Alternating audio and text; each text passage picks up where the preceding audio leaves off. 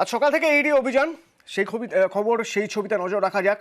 বিধাননগর 100 দিনের কাজে দুর্নীতির তদন্তে প্রাক্তন বিডিওর বাড়িতে ইডি তল্লাশি। অর্পিতা প্রতিনিধি আমার সঙ্গে রয়েছেন। অর্পিতা, কোথায় সল্টলেকের কোথায় এই যে বিডিও, সেই বিডিওর সঙ্গে প্রাক্তন বিডিও, তার সঙ্গে কিভাবে 100 দিনের কাজে দুর্নীতির জড়িয়ে রয়েছে বা তিনি কিভাবে এর সঙ্গে রয়েছেন বলে মনে করছে ইডি?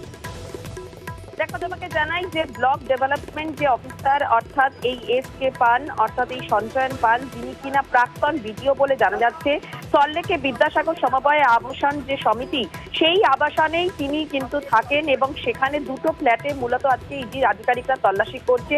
একটি F7 এবং একটি F8, এই দুটি ফ্ল্যাটে ইডি সেখানে গিয়ে তল্লাশি অভিযান চালাচ্ছে। মনরেগা অর্থাৎ 100 দিনের যে কেন্দ্র সরকারের যে প্রকল্পের যে কাজ, অর্থাৎ 100 দিনের যে কাজ, সেই স্ক্যামে বা সেই মামলাতে আজকে কিন্তু বিভিন্ন জায়গায় তল্লাশি অভিযান করছে সকাল থেকে ইডি আধিকারিকরা।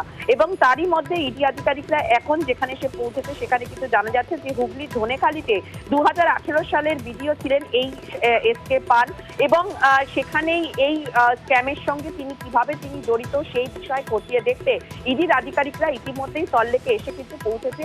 এবং তারই পাশাপাশি তারা যেটা জানাচ্ছেন যে তার সঙ্গে সিআরপিএফ এর কেন্দ্রীয় বাহিনীর বিশাল টিম রয়েছে এবং তুমি দেখতে পাচ্ছ সরকারি যে আবাসন, সেই আবাসনের একেবারে 3 তলায় সেখানেই কিন্তু ফ্ল্যাট রয়েছে এবং সেই ফ্ল্যাটে চলছে তল্লাশি অভিযান। ইডি আধিকারিকরা রয়েছেন, তার সঙ্গে সিআরপিএফ বা কেন্দ্রীয় বাহিনীর জওয়ানরা রয়েছেন। মূলত মনরেগা যেখানে কিনা এই ধনেখালি যে তিনি বিডিও তিনি ছিলেন, সেই বিডিও হিসাবে তার কি ভূমিকা ছিল এবং 100 দিনের যে প্রকল্পের কাজ সেখানে কিভাবে দুর্নীতি হয়েছে তা নিয়ে তদন্ত করতেই এবার। ধন্যবাদ।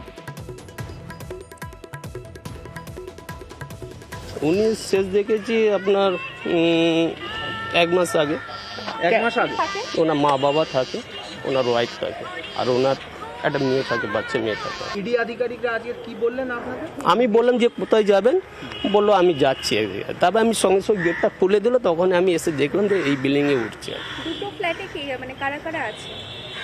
ওনার বৌমা বা যাই হোক থাকে, ওই আর কি।